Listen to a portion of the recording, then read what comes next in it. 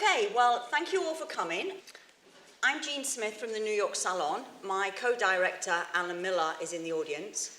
We are going to be filming this session, and the way it's going to work, it's going to be an in-conversation, which means that the panelists are not going to give formal introductions.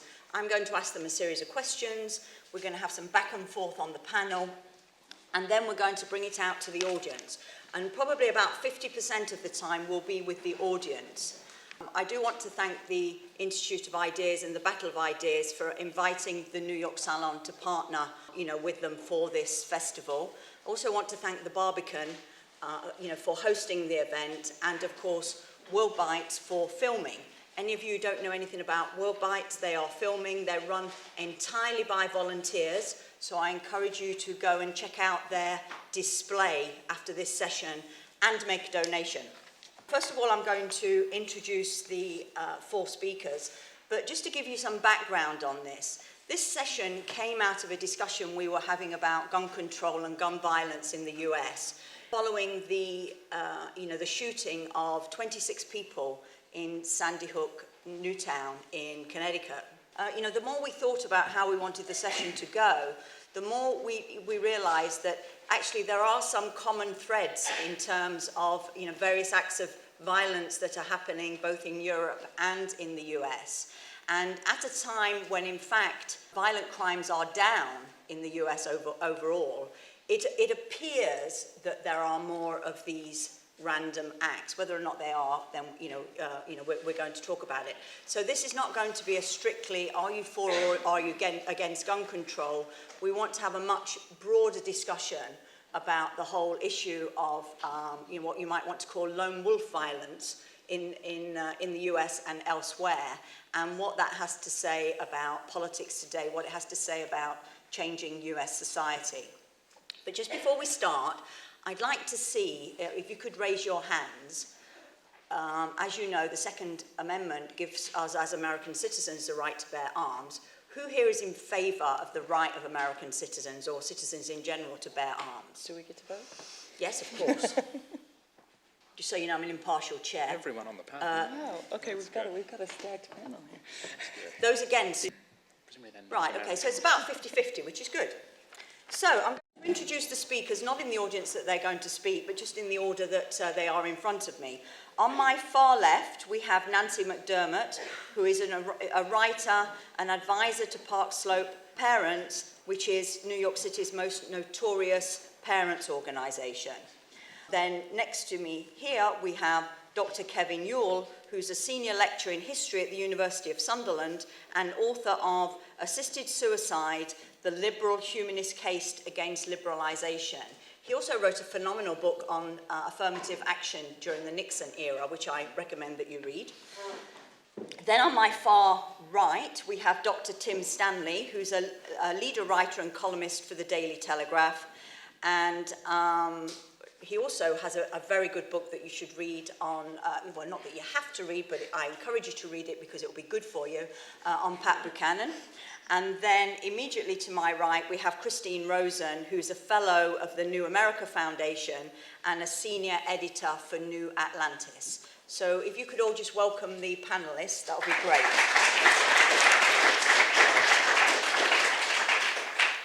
So what we're going to look at during this session is, to look at these so-called lone wolf shootings and, as I said, look at what they represent. But we also want to look at the state's response to these shootings and the media response.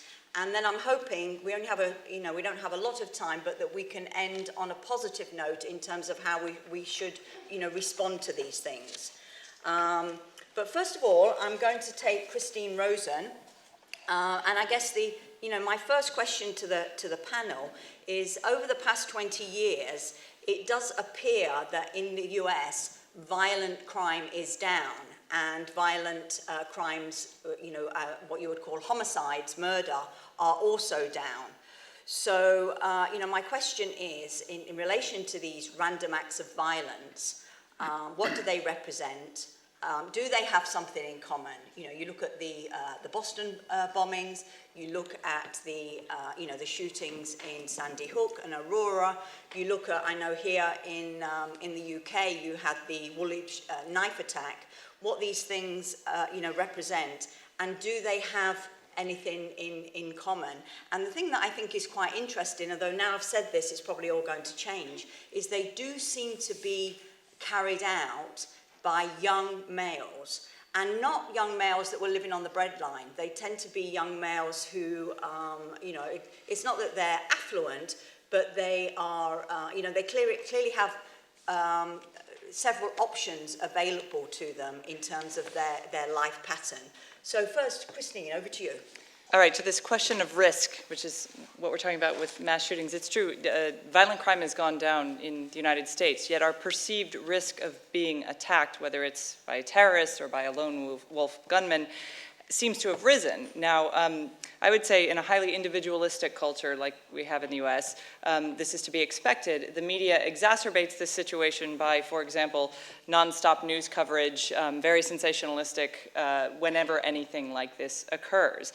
I don't think that we can make a sustained argument that there is some cultural milieu that's producing these violent young men. Cultures across history and time have produced violent young men. The anthropologists have the great phrase that we've risen from apes, not descended from angels. So I think we have to talk a little bit about isolation and loneliness in the American context to understand what motivates some of these killers. I think we also have to understand the context of how mental illness is dealt with in the American context to understand this.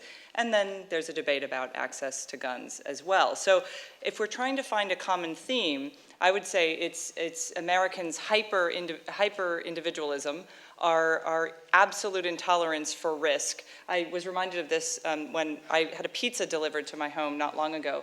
And on the pizza, all around the side, were all these warnings that I not burn myself to death by touching the box when it was still too hot. I mean, we have this extremely litigious, risk-averse culture.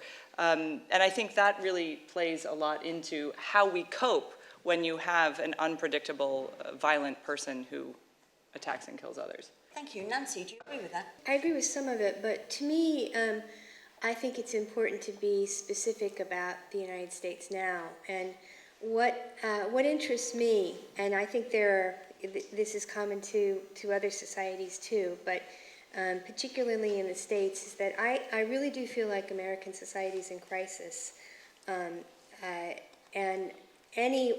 certainly in flux. With decline and with a kind of loss of legitimacy of political institutions, and even the decline of institutions like the family. There are a whole number of things you can point to.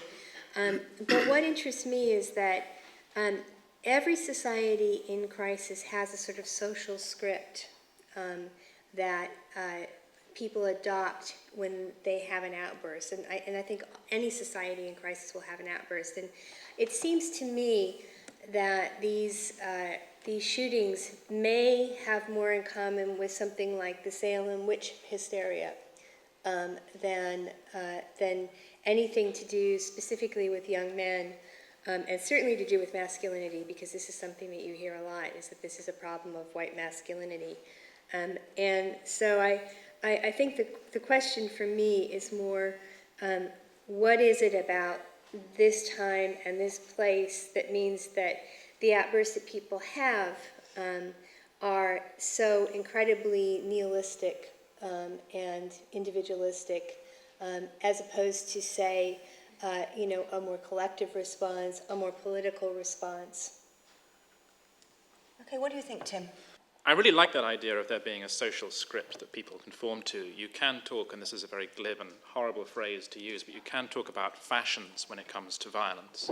The most appalling attack on a school in American history was actually in 1927, and it wasn't using a gun, it was using explosives. So that was the fashion then. There's barely any of these kinds of attacks in the 50s and 60s and 70s, and then suddenly in the 80s, there's the emergence of something that people called going postal, which is based upon a postal worker who just sort of got laid off, went mad, and started shooting loads of people. But the target was not schools. It was really in the 1990s and noughties that suddenly people started to turn their aggression on schools. So I think there's a case to be made that these sort of things have a trend, and when people lose their patience and when people become very angry, that they adopt a social script. I think it's a very useful way of looking at it. For me, there are two big themes when it comes to lone wolf shootings in the US, and I may also include the use of explosives as well. The first one is the important role of mental health. We have to be very honest about this, and people just aren't. There have been, I think, 64 single-person shootings since 1982. Of that, there was an excellent Mother Jones study of this, which concluded that about half were carried out by people with severe mental anxiety, psychological problems, people who had been known to be ill. Given that whenever someone does something violent, it tends to be on their first psychiatric episode, not many down the road, it's quite possible that many of the other people who carried out shootings also had some kind of fit or seizure. It's just that they weren't diagnosed as being ill before that happened. In a number of tragic cases, the state attempted to actually isolate some of the killers, but because of politically correct legislation, they weren't able to do so. And a good example of that is the Virginia Tech massacre. Another example might be the attempts by Adam Lanza's mother to have him instituted, which he resisted, and that may have been a motivation for his decision to go and shoot people at her school. So we have to talk honestly about America's failures when it comes to mental health.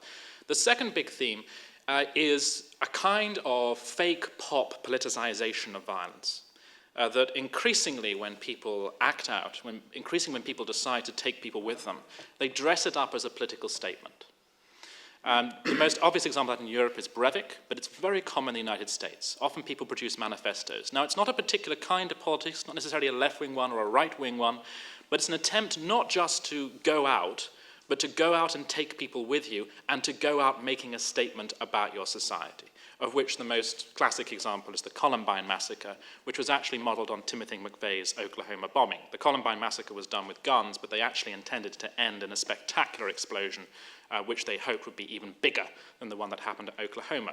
And it was essentially a political act. Of course, it's a juvenile kind of politics, but that's what's interesting, is this combination of the very important role of mental health, but also this, at this point in history, very unique American thing of trying to turn your own personal rage into a broader political statement. What do you think about this, Kevin? Because Tim seems to be saying that there's two things going on. On the one hand, a lot of these people have mental health issues that should have been identified earlier.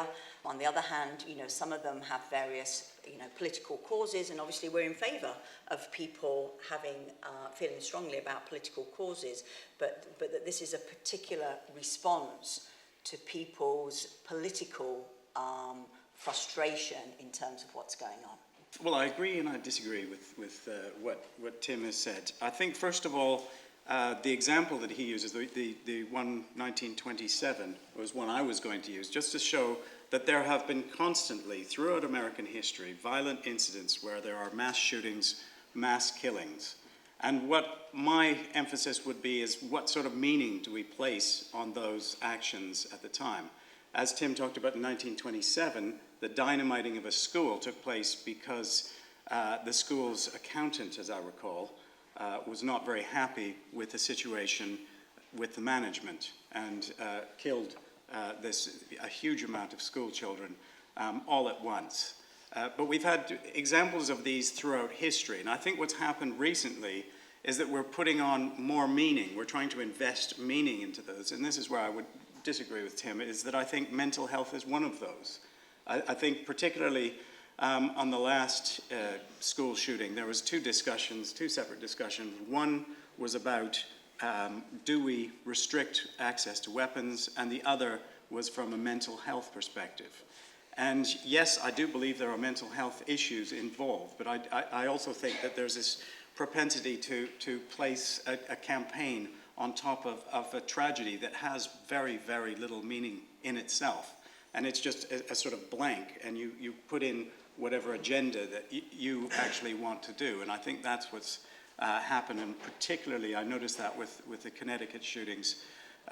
It happens almost every time from a gun control perspective, and every shooting you have Mayor Bloomberg before the bodies are cold, so to speak, coming out and having this great diatribe against guns and how gun violence infects America.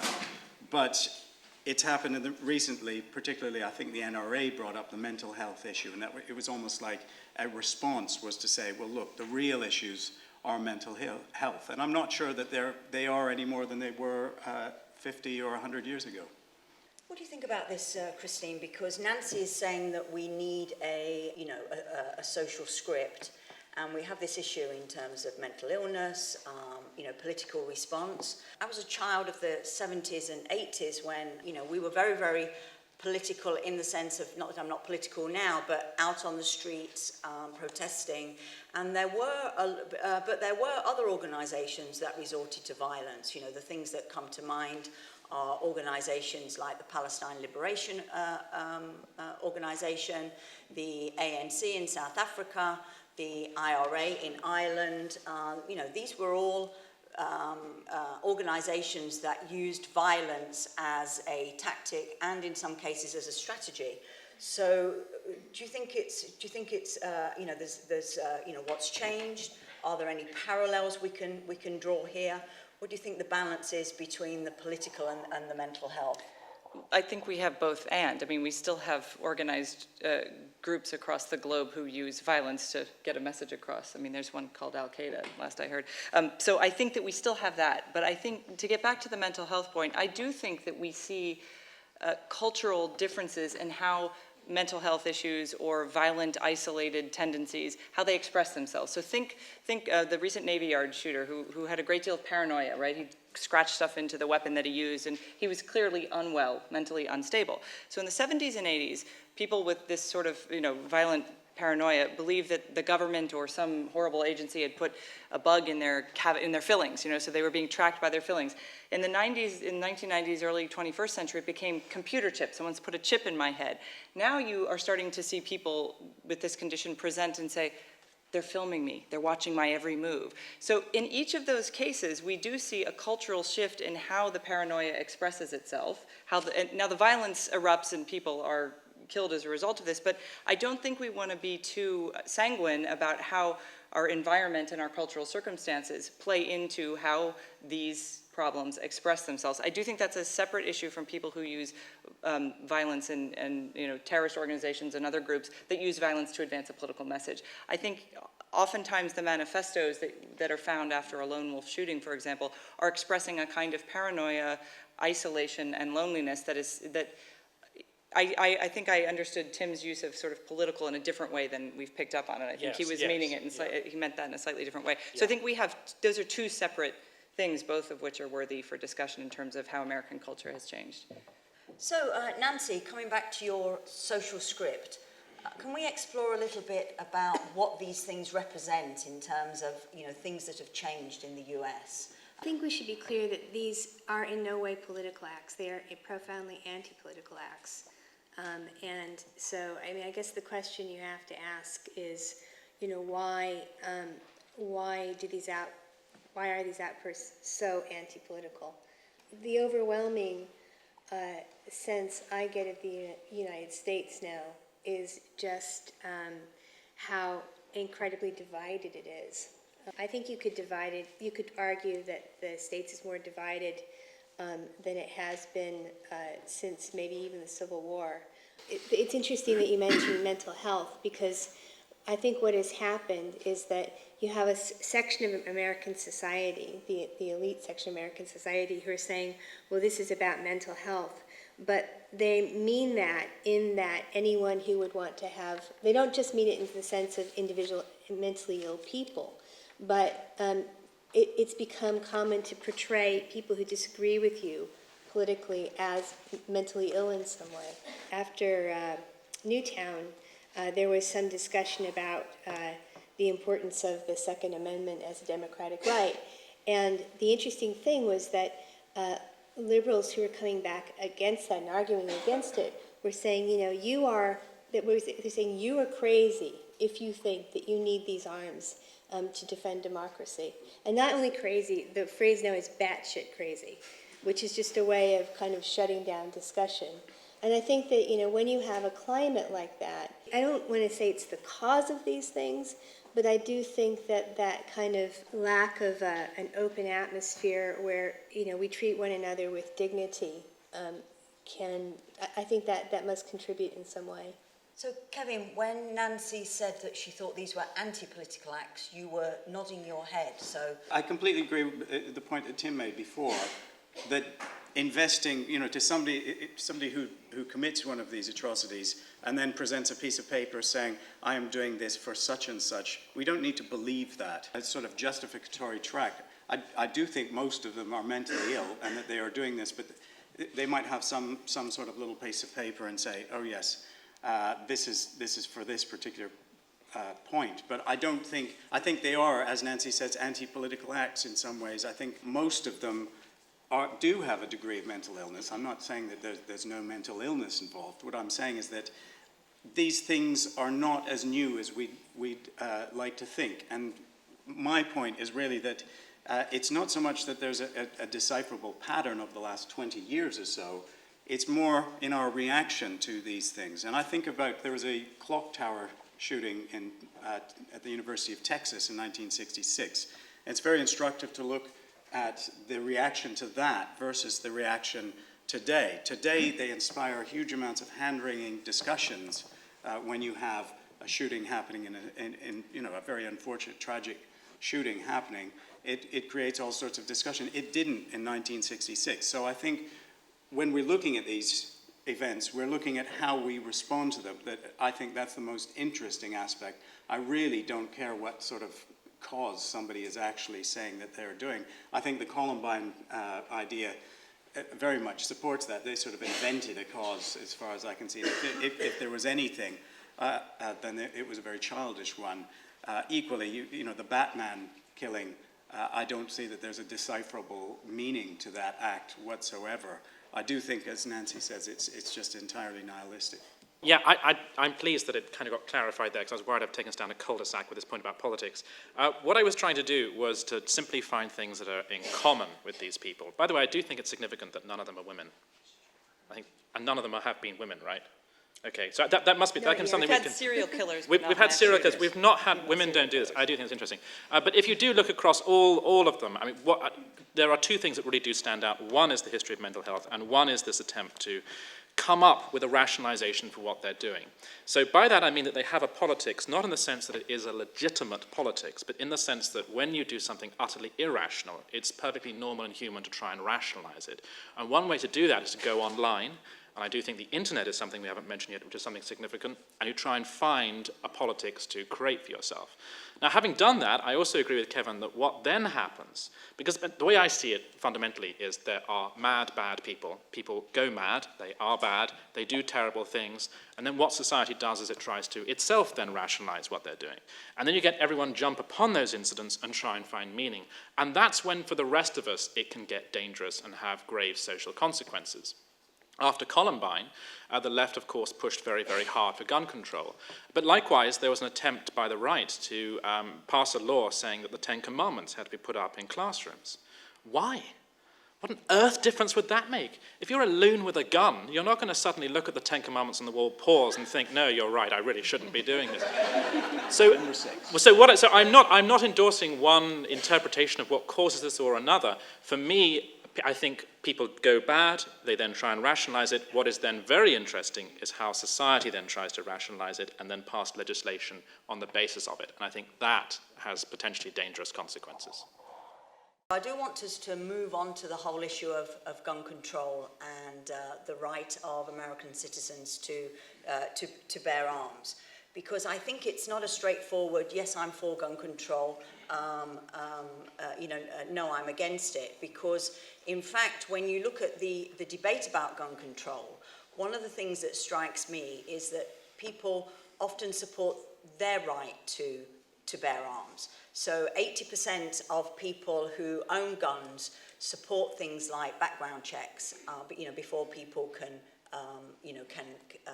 buy firearms.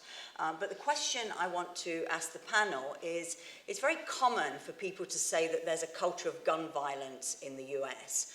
they look at my favorite programs, The Rifleman, and various other things to do with, Hollywood creations, if you like, of American history. And they say, well, the fact is America is more violent, and it's because it's much easier to kill somebody if you have a gun. So I'm going to start with Christine again. Okay, I'm going to give the most ambiguous answer. Let me start out by saying I was raised in the Deep South hunting with my dad and granddad, so I know how to operate a gun. I know I've shot them many times. Everyone in my family is a responsible gun owner, men and women, so there is my kind of caveat. Now, as to the question of culture of gun violence, let's see if I can find it. I brought this, a couple days before I got on a plane. The New York Times had a piece about rally at the Alamo will call on Texans to raise their rifles high. Now, this was intriguing to me because I believe in the Second Amendment. I also believe that there's no reason for a law-abiding citizen to own an assault rifle. I think we can keep that in the hands of our, SWAT teams and our military, and I would be just fine with that. So I do fall into that more ambiguous American who thinks most people who own guns in the country are responsible gun owners. There should be background checks. We don't need assault rifles. However, I do think that people have a right to own a gun. They have a right to carry it. Members of my family have conceal and carry permits and use them. Some of whom are women who live alone in rural areas and feel they need it for protection. So there are legitimate reasons to own guns. And I was telling Tim that I've spent the last couple of days talking to people here at the Battle of Ideas, sort of throwing that idea out there. And if you're British, you started yelling at me, which I think is perfectly reasonable, but it usually started with what you were saying earlier. Are you insane?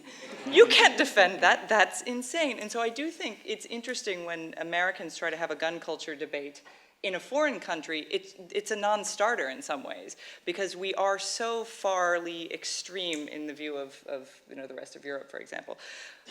A culture, I do think we have a culture. I think it's largely law-abiding. I think people have weapons because they feel they need it for protection. We have a history of allowing weapons.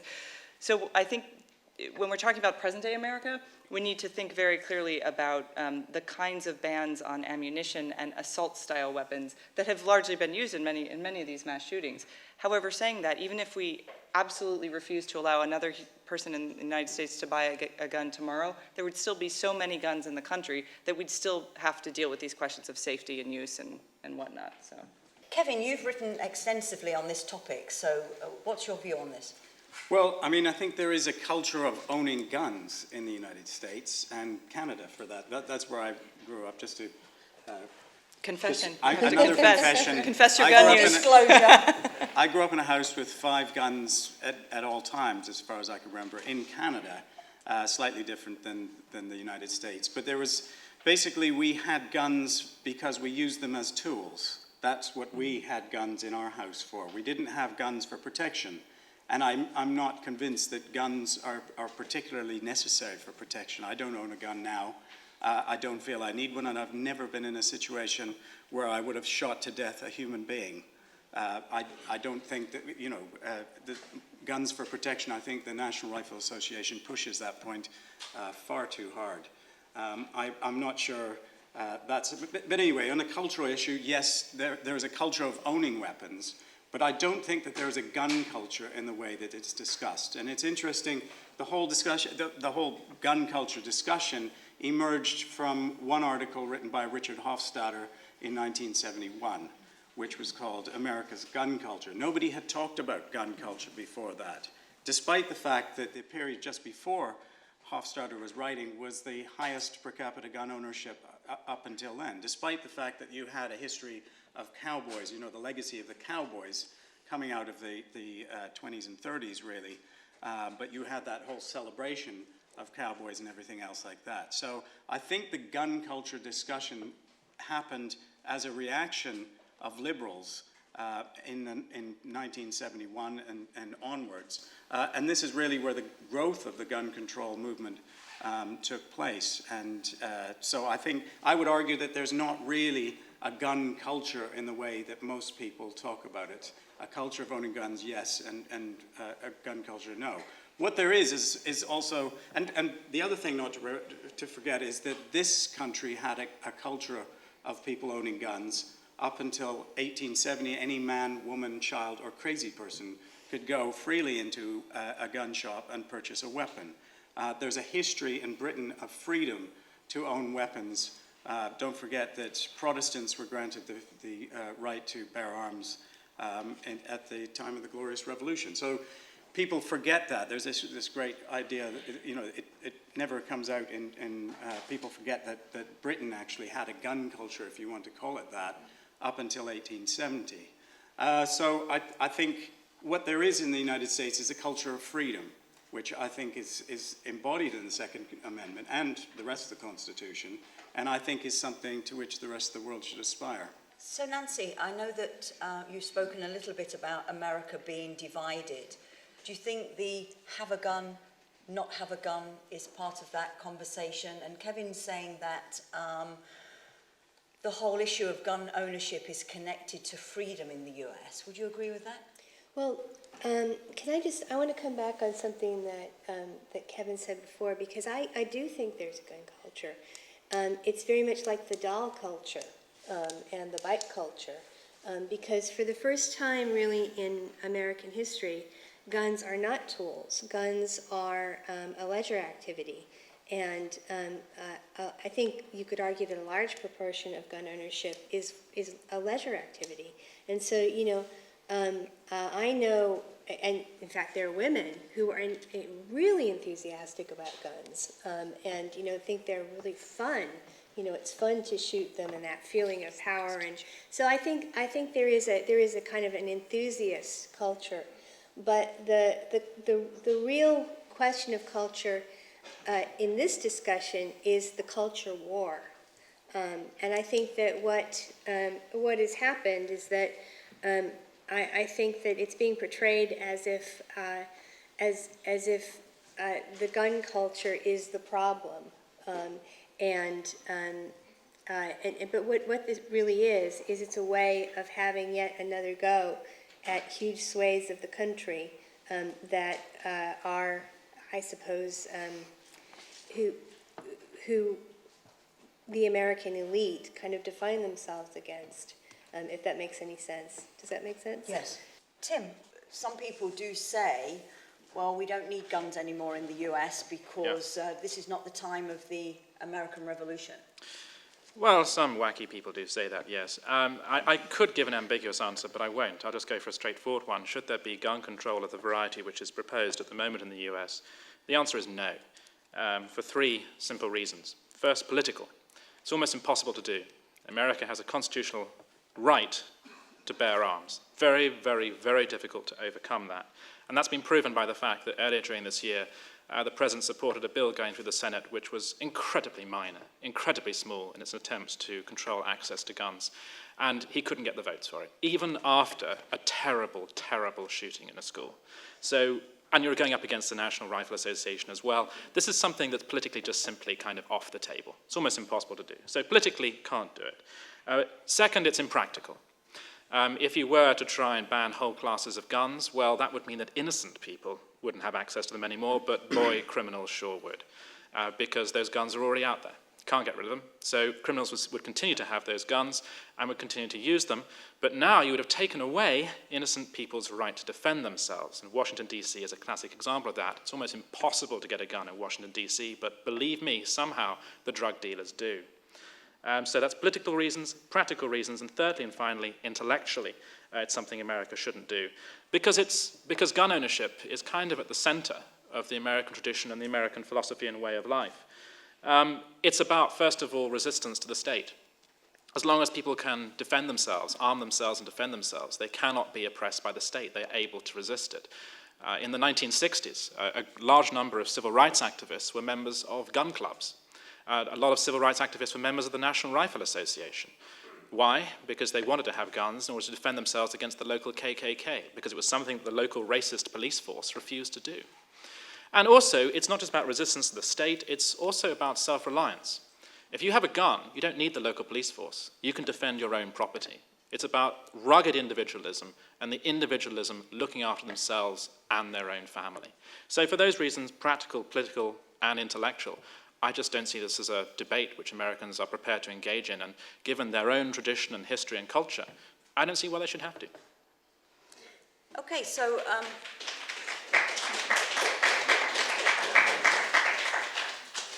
thank you for that. So just before I come out to the audience, I do want us to look at the response, because one of the things that the panelists have been saying is that the key things that's changed, and you may or may not agree with this, and we can explore this more in the discussion, but one of the key things that's changed is our response to these acts of violence, particularly in relation to the state. You'll all remember that after the Boston bombings, Boston was completely locked down for 24 hours. Interestingly enough, they only found the bad guy after they unlocked the city. He was found by a member of the public. And secondly, the response of the media to these types of events. Can I just come back on something that was said before, though? Yes, of course you can. I take the points that Nancy and Tim have made. I think my objection to gun culture is when it's used to sort of talk about it in a negative way, which it often is. And the phrase gun culture is normally brought up amongst liberals to sort of castigate the gun culture and say what a terrible thing this is to have. Whereas I think the way Tim spoke about it is absolutely right in the political sense, certainly. Just on the assault weapons issue, because I think that's a kind of an interesting one, because I disagree with you really about assault weapons. I think the way to think about assault weapons is that they're a normal deer rifle with a go faster stripe on the side of it. That's essentially what it is. It's entirely cosmetic, the difference between a rifle and an assault rifle. Second, it's worth keeping in mind that rifles in general are responsible for in the hundreds of of deaths per year, compared to the approximately 9,000 homicides that there are. Any kind of rifle are responsible for a very, very tiny percentage of all of the deaths. So I think this whole attack on assault rifles kind of goes in with this whole cultural aspect. We're going to attack the culture, because what everybody doesn't want is these guys that dress up in green khaki and go out at the weekend and shoot at a bunch of targets that look like Al-Qaeda or whoever. That's the sort of attack on assault rifles, and it's an attack on these people.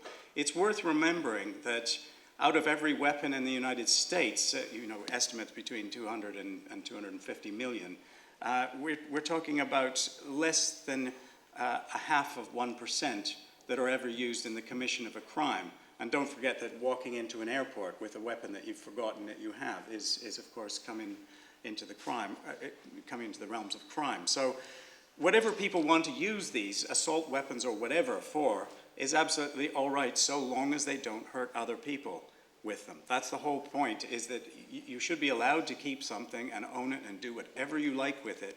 I mean, as I've written about in Spiked, I don't have a great understanding of people who own horses.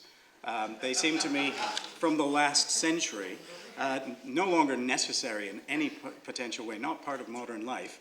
But, I would allow people to go horse riding if they really want to, because they don't hurt anybody else with it. It's similarly, if somebody wants to dress up in green khaki and go into the woods and shout all sorts of things and play guns and shoot into the ground or whatever they want to do, so long as they don't hurt anybody else, I don't see that we can object to that. And I quite like that principle, that sort of J.S. Mill's principle, so long as we don't do harm to other people, it's all fine. So yes, the assault weapons don't bother me, although I have to say, if I had to face somebody with an assault rifle and I had our deer rifle with a nice scope on it, I would be much happier with the deer rifle than the assault weapon, because they're not any more useful in a deer rifle, and in fact with the scope on I'd have an advantage.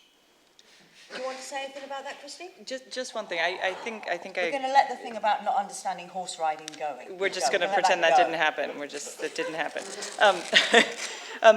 But the point is important. I think that going back to what Nancy said a little earlier about the culture war, the assault weapons ban and discussion of assault weapons is actually a cover for what we're really talking about here, which is an elite, a coastal elite in most cases, who think no one should have a gun, because why would you need a gun? It's just like they think we should all drive a Prius. I mean, I'm sorry, it's just not going to happen, but the wish is very much there.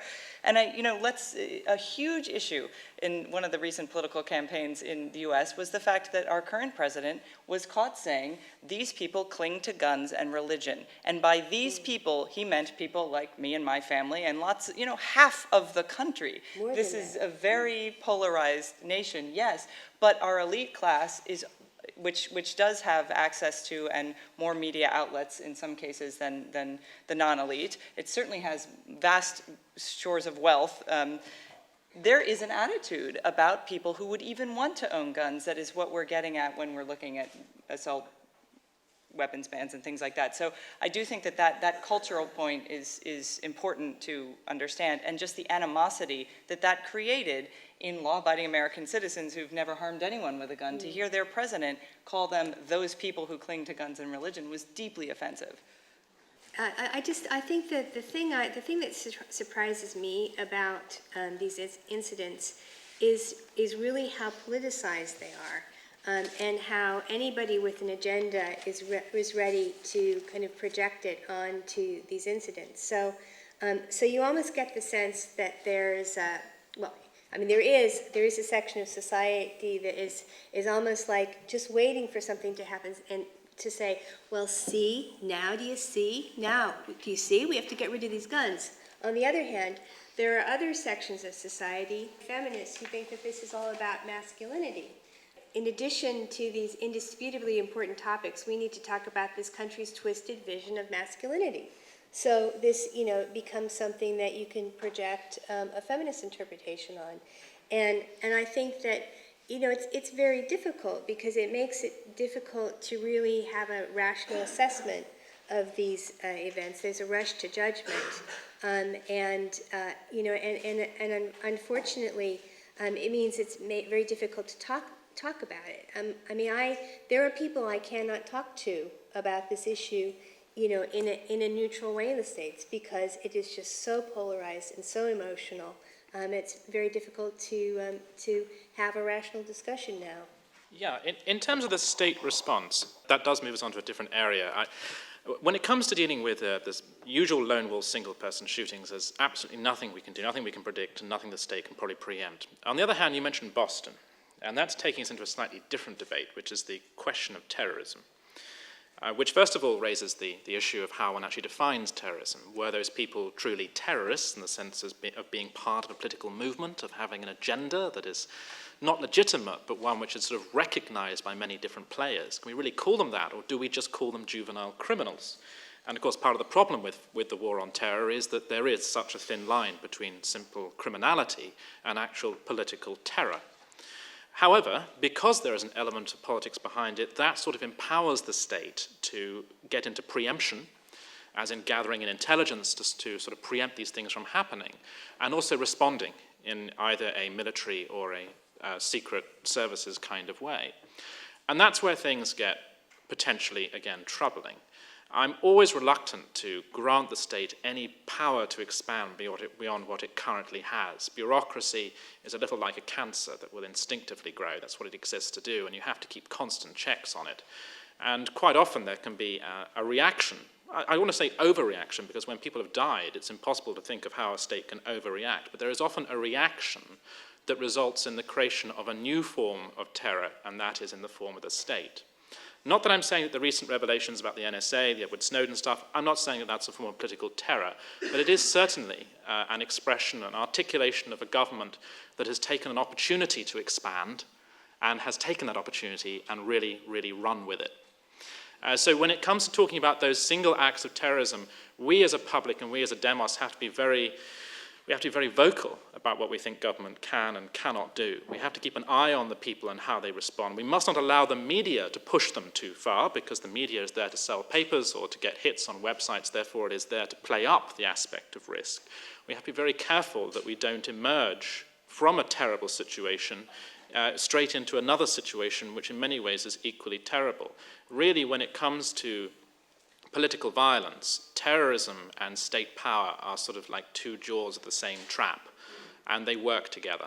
Right, I'm going to bring it out to the audience now. I know there are other things that the panellists want to say, but I do want to bring the audience in. So just to engage with what Tim said about the three reasons, so political, practical, and intellectual.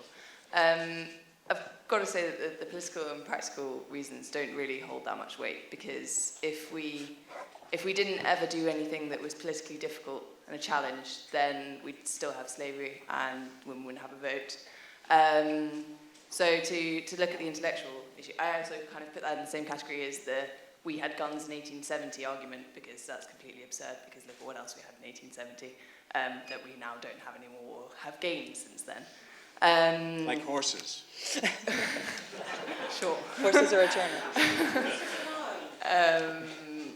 So the intellectual comment, I just kind of wanted to build on that a little bit more. So could you just give me a little bit more on the rugged individualism and what you actually really think the value of the intellectual argument is? It is obviously a polarized issue, and I suppose just to make the point that everyone on the panel is in favour of bearing arms, so that there's a lack of balance in that regard, just to make that point. And secondly, it's been noted that people try and find meaning as a result of when these incidents happen, and I think, Kevin, you're making the point that it shouldn't be about gun control.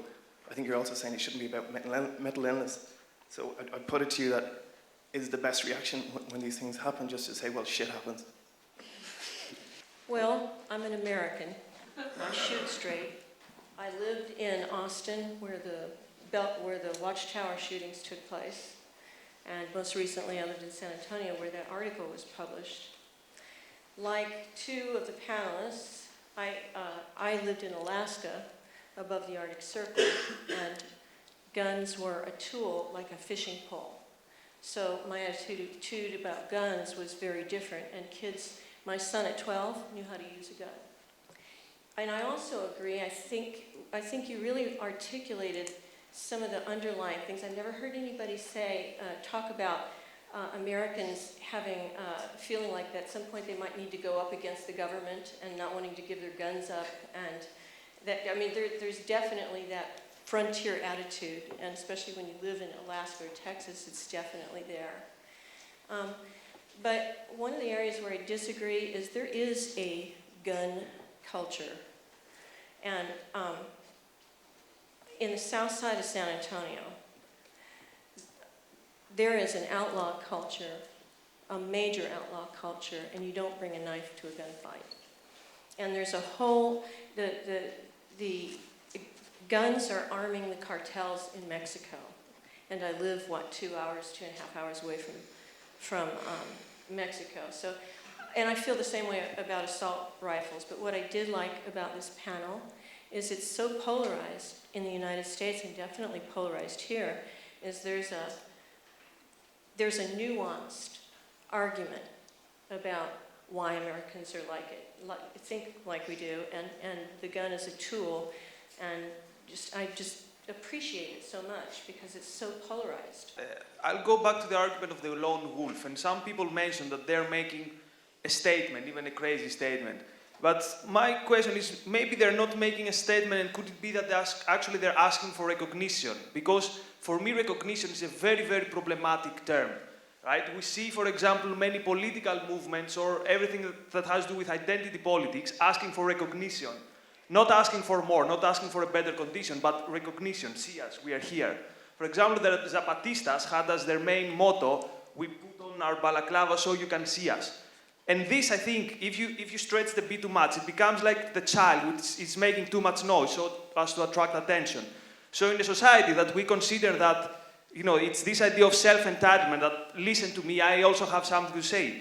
Could we think that the lone wolf is actually this false idea of central entitlement going mental? I just want to ask, what is it that means it happens in America and it doesn't happen nearly as much anywhere else? There are other places with relatively lax gun control compared to, say, the UK. I'm British. I don't believe in the right to bear arms, but that's kind of irrelevant to this question, which is, why is it that, for example, Canada, where Kevin is from, has a significantly lower rate of sort of lone wolf shootings and school shootings than the US, when actually the gun laws are not all that different? If it's not about the gun laws, what is it about the culture, and it's not a gun culture, maybe it's a violent culture, I've got no idea. Why is it that Americans go and shoot people more than others? At the end of the day, in other countries, Germany, America, England, we have youngsters who are fed up with their teachers, are being not recognized, are not being taken care of, and they go get their father's car and crashes into the guys who hurt them, or into their teachers who hurt them. So at the end of the day, it is not about the tool they're using, if they're using a gun, if they're using explosives, if they're using a car, or whatever. It's about youngsters getting out of control, or not being taken care of, from my point of view. Panelists, responses. Who wants to go first? You know, I think that underlying this discussion is a question of trust. And I think that the amazing thing about the American state, the American history, the American Constitution, is that here enshrined in law, we have a society based on the idea that you can trust the people, that you can trust human beings more than you can trust their governments. And for me, you know, guns scare me a little bit. I don't know how to shoot, although I think it'd be fun to learn. But for me, the really important thing at the basis of this discussion is whom do you trust? And I think the gun discussion basically just shows what a low down and pessimistic view we have of people, that we think that they are incapable of. We don't think that they're entitled to the right to have guns because guns are dangerous weapons, but they can't be trusted because they're too incompetent. And so I think that that's something that's important to bear in mind. But the problem is that that lack of trust actually informs both sides of the gun debate. So the gun advocates are just as bad as the gun opponents. I mean, you know, sometimes I look at the stuff the NRA writes and I just think, oh, for God's sake, I could do better than that. And I don't want to do better than that particularly, but I think both sides of this discussion are degraded. I mean, why is it that in American society, when the crime rate is low, that we have so little trust in our neighbors that we feel we can't sleep if we don't have a loaded gun in our nightstand? I mean, there's something more profound going on here, which is more than about guns. It has to do with the way that people interact with one another and trust one another. Nancy's comment just made me think that, and there have been several iterations of the question, why do Americans do this more than other people? And it hopefully will also speak to the excellent, succinct, is this just shit happens question too. We personalize risk, I think, more in America than other countries do. It's more, we're a more heterogeneous population.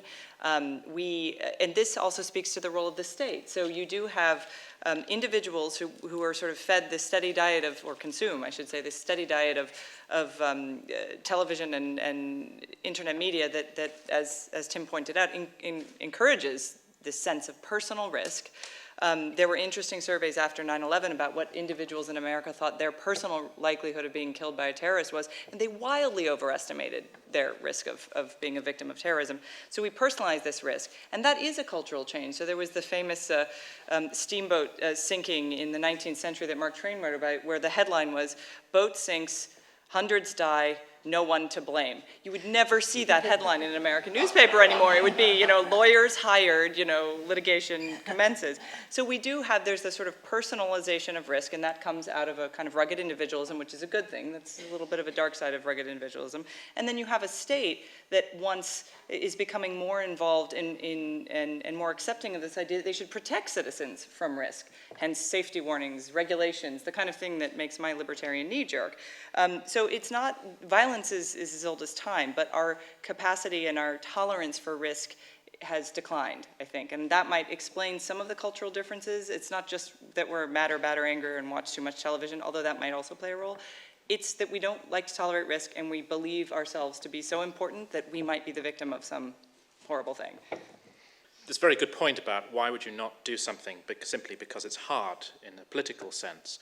Well, that's why I didn't just give that one answer. I gave three: the practical, political, intellectual, because you have to weigh up, is it worth the attempt to get that one thing politically done? In the case of the things you listed, like tackling slavery, fighting segregation, it's worth it because they're moral issues. But because on the other 2 points I think it isn't worth trying to restrict guns in that way, that's why it's not worth spending the political capital trying to do it. So that's sort of the answer to that. The intellectual argument behind that, well, at the center of the American Revolution is the principle of individual sovereignty, of individual self-reliance, of not having either not having to be bullied by the government, by having a potential tyranny over you, but most importantly, being able to live somewhat separately from the government, being able to exist without it.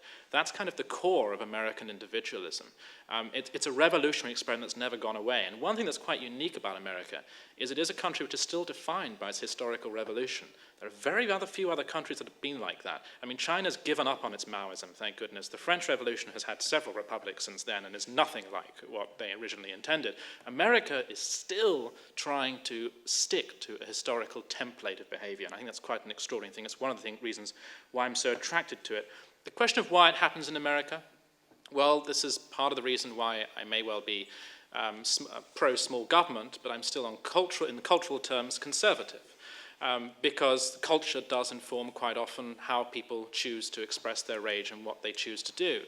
I think Hollywood has to take a great deal of responsibility for the existence, undeniably, of a fetishization of guns and a fetishizing of violence. I think that's undeniably true.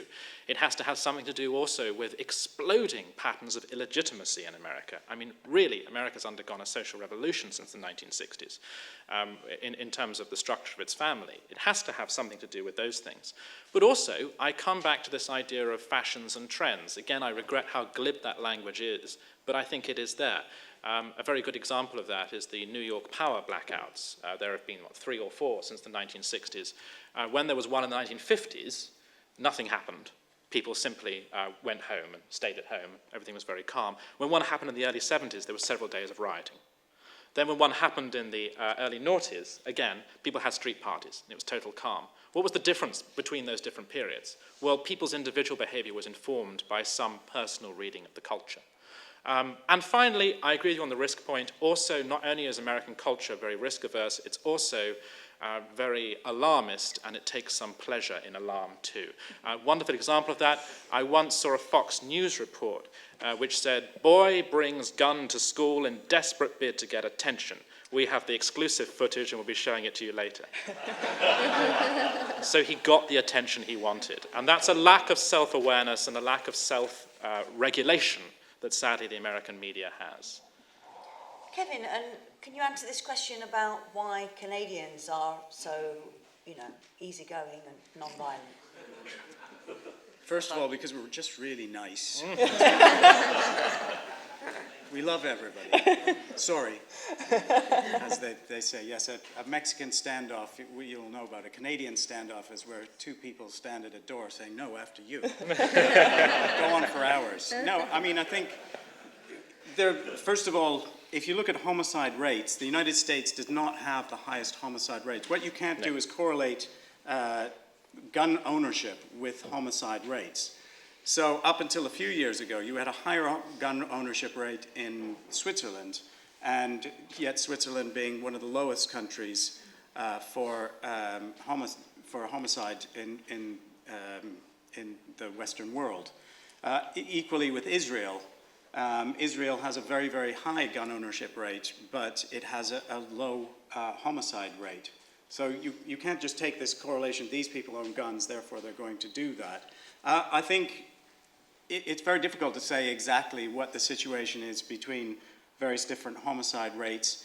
The only thing you can say, when I read, for instance, Mother Jones occasionally comes out with this, and it comes out with a shock headline that in areas where guns are more common, you will find more gun-related murders happening, and that is absolutely indisputable. But it does, like for instance, Britain has a higher homicide rate than, say, I'm trying to think of an example. But Britain has a higher homicide rate than areas where they have much higher ownership of weapons. What I would say is about that, first of all, in terms of school shootings, what's interesting is they do happen in other places, these mass homicides, and yet they're publicized much more.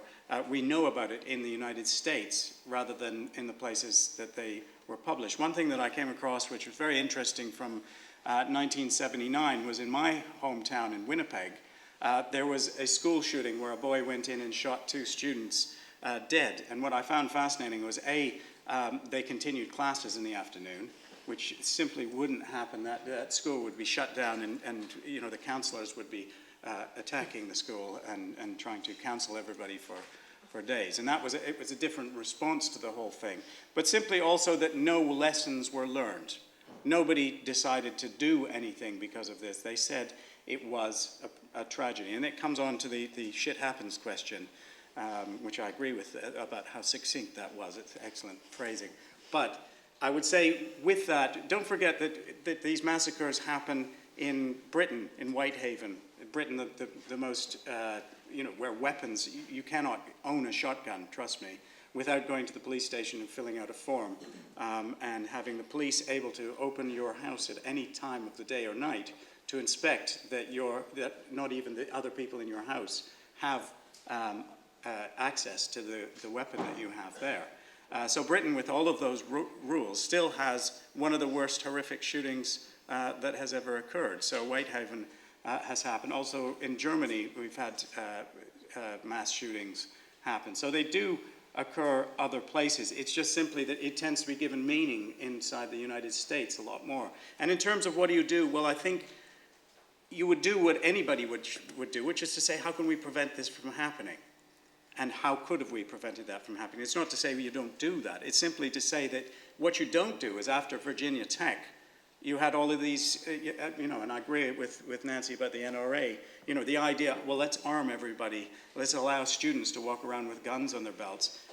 That's not going to prevent that kind of thing. I mean, how many people are, you know, when you go, everybody expecting a gunman, and somebody moves their hand to their pocket, then bad things can happen. It's like, to prevent hijacking, it was proposed that everybody be armed on a plane. And you think that would just not work. It's a disaster waiting to happen. So I think there's a time when you sit there and you say, you know what, we can't do anything about this. It is a tragedy, and we cannot design out this tragedy. Okay, I'm going to bring the audience back out.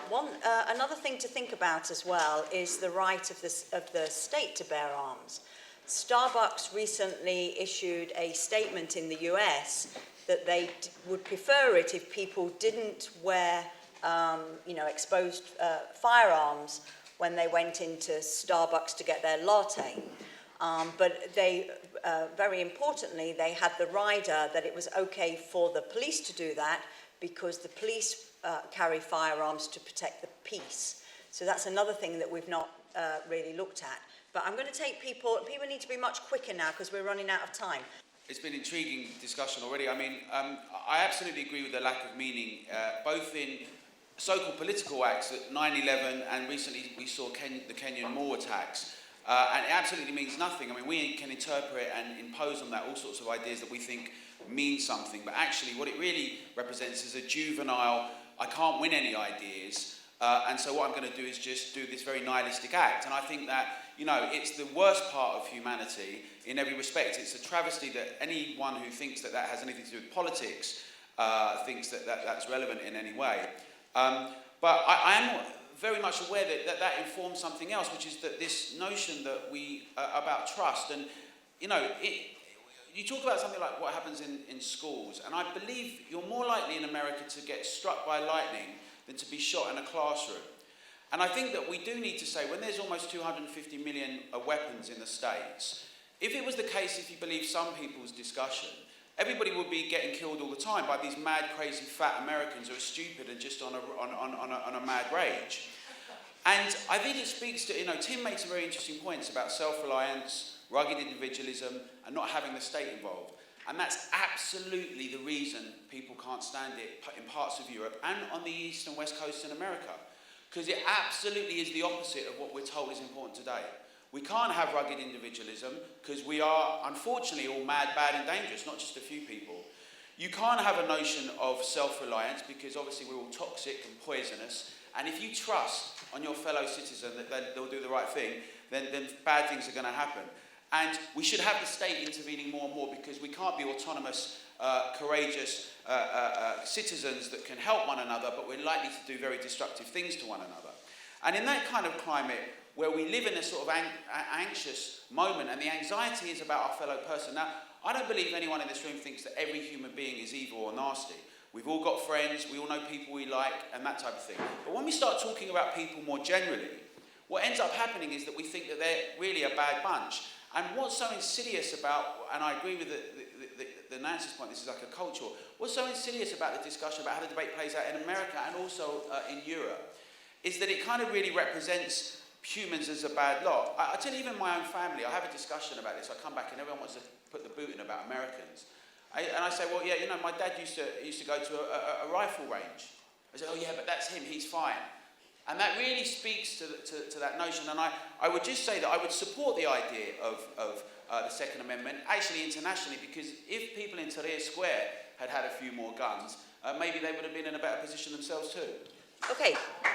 I'm from Switzerland, and I wanted to kind of discuss a little bit further this aspect of is there culture of guns, and I wanted to maybe try to liaise this with the culture of war and maybe the culture of violence a bit more broadly, because, for example, in Switzerland we have a culture of, I could say, like peace and neutrality, and to some extent I wanted to ask the panel what do they think of this culture of guns, maybe linked or in a more broad kind of vision of culture of domination, oppression, or maybe even war. I have to say that I don't own a gun, and I never have owned a gun, and probably never will own a gun. But so instead I have to come to this intellectually loaded for bear, because I've been listening to the discussion about, you know, guns and stuff, and I just think it's all a bit strange, because I hear about you know, the role of America and the American Revolution and all the rest of it and stuff, and it seems to me to be a slight mistwisting of the context in which the revolution happened.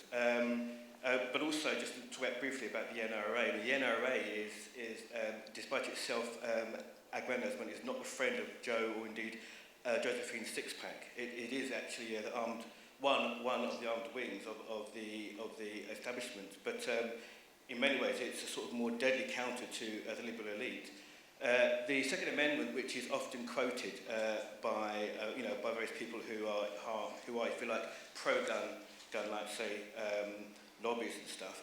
Usually the NRA itself and obviously various militias understand that that's only a bit of the Constitution that they know, and they quote it out of context. The context, obviously, in which the Second Amendment came about was because that when George Washington started, you know, they obviously had a no standing army, so they had to get the quickest amount of people under arms. And of course, you know, the best way to do that, because each individual had a squirrel rifle, that was the best way, you know, to get them together. I think we can agree that despite the fact that America has a communist Muslim president, nonetheless, you know, the idea, you know, that they're going to be taken over, the idea that the state is going to be overthrown, and so therefore, in the meantime, you know, people need to be armed to the teeth. I think it's absurd. If anything else, I think it shows a lack of faith in the American people and indeed in the American political process. Hi, so as a middle-class European, I only know guns from television. So I know not much about them. But I'm, of course, against any regulation for gun ownership, for all the reasons you've mentioned. But on the other hand, I also know from television that not all guns are the same. You already mentioned assault rifles, that you mentioned guns as tools, you mentioned guns as tools. So, you know, you don't go duck hunting with anthrax or so. But I think this goes against all my beliefs, but this is a really good question, because is there maybe like a sort of fetishization of handguns, assault rifles, guns that are, unlike horses, only designed to kill people? You know, they are I always imagine the episode of The Simpsons where Homer goes around with his new owned handgun as the solution for everything. He shoots the television on and off and the lights. So this becomes his solution to solve all problems in the world. So is there maybe a problem with maybe happening in the last 10 years or so that more and more Americans believe that handguns are a solution to a lack of political will? Next year we will be having a session on the benefits of horseback riding for creating the rugged individual. And Kevin will be speaking against the motion. Kerry Dingle from World Bites. Quick point, back to the meaning thing, which I think Alan Miller has addressed as well. I just wanted to ask Kevin, because you're saying there's this tendency to read into these shootings after the fact and to give them meaning. But isn't there is meaning in the sense, if you look at, not the school shooting, say, but you look at Boston, which to me was like the film Four Lions in a reality sort of chasing film, the Woolwich murder, or if you look at the Mall incident recently, and so on, sort of terrorist attacks, etc., a profound narcissism, a profound nihilism, very anti-Western, people who've never been part of anything in the world that's been intervened in, claiming they represent them. And I'm not saying they're political acts, but I'm saying there is a political context that we have to take into account, and we can't counter that anti-Western, anti-consumption, anti-human outlook with gun control, obviously. I just wanted your thoughts on that. I think there's been some reference, especially from Tim, to the American Revolution and the historical background to gun ownership, which I think is very useful. But I think, following Kerry's remarks, it's not at all to justify the acts, to recognise that with National Security Council Report 68, published in 1950, the American state entered a period of the Cold War, which was extremely forceful in terms of its quote-unquote cultural impact. And I put it to you that if you're living in a state which is defined as a national security state, where every foreign policy issue is actually a domestic policy issue, yes. You've conducted wars in Iraq twice, in Afghanistan and elsewhere, then it's not to think that Americans are violent or too influenced, as Tim, I think, wrongly suggested by Hollywood, to say that the more recent events which have contoured American culture are to do with the Cold War, not just to do with the American Revolution. Let me just say that two things that Kevin was far too modest about, that he wrote about in his book, which is that the anti-gun legislation in the United States was pioneered by Ronald Reagan against the Black Panther movement, and was also pioneered by other right-wingers, principally Nixon. This is all done to death in Kevin's book. And I think anybody who wants to say that, done to death, I'll rephrase that, but... it's take it off the back cover. Very good book, very good book. If, anybody who's in favour of gun control in the United States has to explain to me why they would side with Ronald Reagan against the Black Panthers. Because I would always side with the Black Panthers, even though I didn't quite agree with them. I agree with people like Kerry and Alan, I think it was Alan, that individuals should have the freedom of choice and that they have the capacity within themselves to think that, okay, this gun isn't going to shoot another human being, but I'll just use it as a tool to kill a deer or whatever. But I really struggle to accept the notion that anti-Western terrorists are nihilistic. I think that they do have a political statement to make. They might not identify themselves as citizens of whatever country in the West that they come from, and they identify themselves with wars and insurgencies that are going on in their home countries in Africa or Asia or whatever. But so I kind of really don't believe that they are nihilistic, and I think there is a point to be made. Obviously, I don't agree with them, but yeah. Okay, I'm going to bring the panellists in briefly to sum up. Just so that people know, we will be continuing this discussion on November the 5th in New York. You will be able to watch the debate on our website at nysalon.org. So, Tim, let's start with you. Yeah, thank you. On the point about resistance to state power, I mean, the point was made back there that realistically Barack Obama's not going to try and take all the guns, socialize everything, etc. No, of course he's not going to do that. And I don't think... I think 99.999% of Americans don't believe that. Unfortunately, there is a small group that do. but the vast, vast majority do not. The point about a constitution is it's about principle. And the facts and the practicalities of law flow from those principles. Doesn't mean that the principle becomes reality, doesn't mean it actually happens. And it is the principle that the individual can exist without the state defending them, or it is the principle that the individual could resist the state if the state became too powerful. That is the principle from which the rest of law and culture can flow. Now, actually, that has had some political reflection in the history of the United States. Native Americans were oppressed by the state. If you lived in the Deep South in the 1950s and 60s, African Americans were oppressed by a state apparatus. This is not just about individual racist groups oppressing black people, this is actually about state law and the state police doing that. Which is why, again, so many civil rights activists joined gun clubs, supported the NRA, and it's why the Black Panthers armed themselves. I think that created an escalation of political violence that was in and of itself very unhealthy and unhelpful and had to be corrected in some way, but that's the root of why that happened. I also really want to agree with the point about foreign policy. I think that the principal starting point when it comes to how a state behaves should be rejection of violence.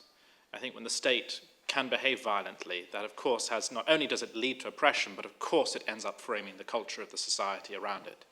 And the reality is that in the last few years, under this Nobel Peace Prize winning president, there has been a surge in troop numbers in Afghanistan, and there have been thousands of deaths from drone strikes.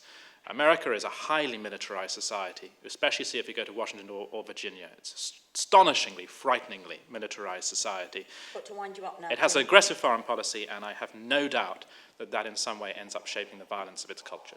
Christine, you're up.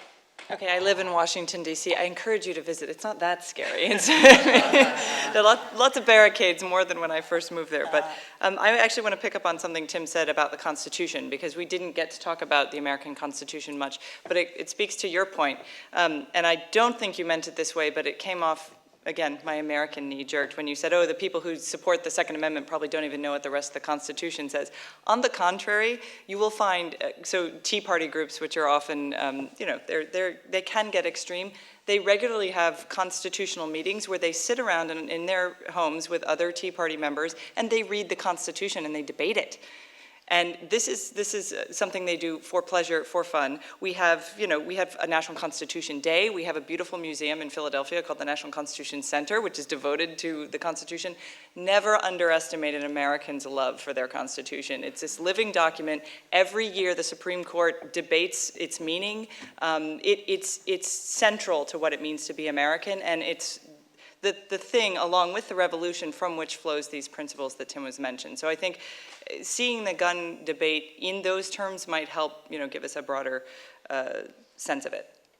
Thank you. Kevin? Yeah, just on that, I mean, I think, before I go into that, duck hunting with anthrax. If somebody's looking for a band name,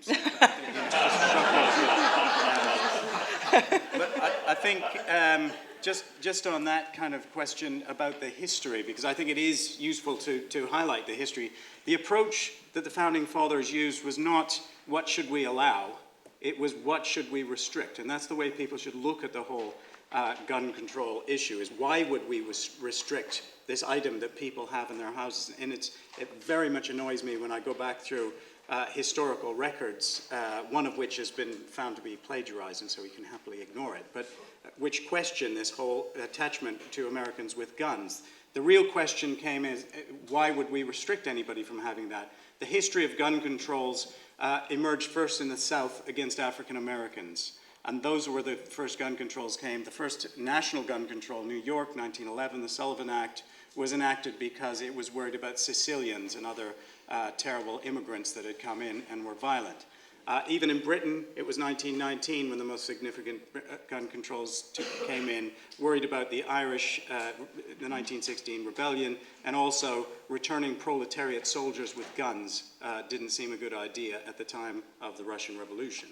That's why these things come. They are elite. It's a real top-down kind of thing. So that's how I think you should think about it. Just on the interesting question of Kerry, and also touch upon over here, I've had a big debate back and forth from last Monday about Columbus Day.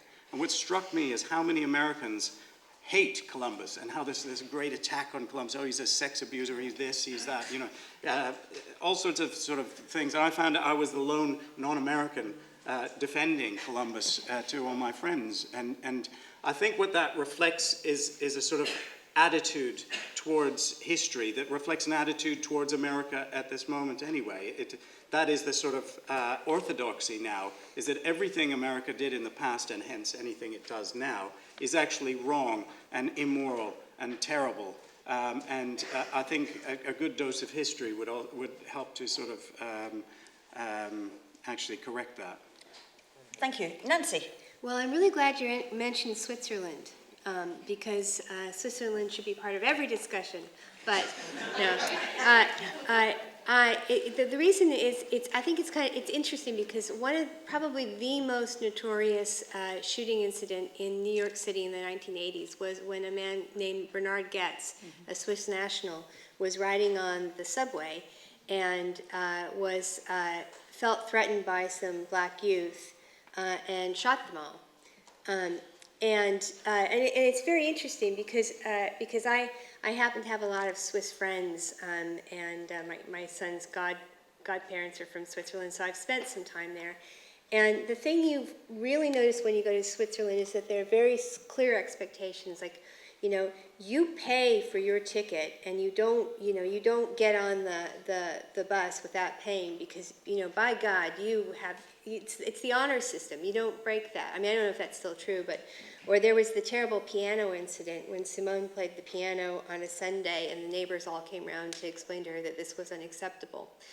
I mean, I think what it shows is that when you have, what struck me is kind of funny is that here's this Bernard Goetz person. He goes from a society where there are very clear expectations to a society that is quite a bit more atomized, where people, you know, not only are there not clear expectations about what you do, but they're contested all the time, and people don't really know how to talk to one another particularly well. And I think one of the genuine problems that underlies perhaps some of the gun incidents that we have is that Americans are, you know, pretty incompetent when it comes to sorting out disputes. So an example of this is the dreaded rise of the Homeowners Association, which is all over America, people are really afraid to talk to their neighbors. You know, and you know, if you follow advice forums, which is my guilty pleasure, you know, that you get, my neighbor's dog is shitting in the yard. Should I call the police? You know, or should I call the homeowners association because I really want to get into help with them? But just shoot them. Well, see, here's the thing: is that I think there's an element of instability. So, you know, some of the most tragic shooting incidents are, there's one in Louisiana where a Japanese exchange student dressed up for Halloween got the wrong address, went to a door. The man behind the door said, "Freeze." The Japanese exchange student didn't understand, and so the man shot him. You know, and it's like, well, why? You know, just that you can go from kind of zero to shooting someone is actually indicative of a bigger problem with American society, which I actually think is repeated at the level of politics, and which is, you know, what the culture war in some ways is all about. Okay, thank you all for coming. Please thank our speakers.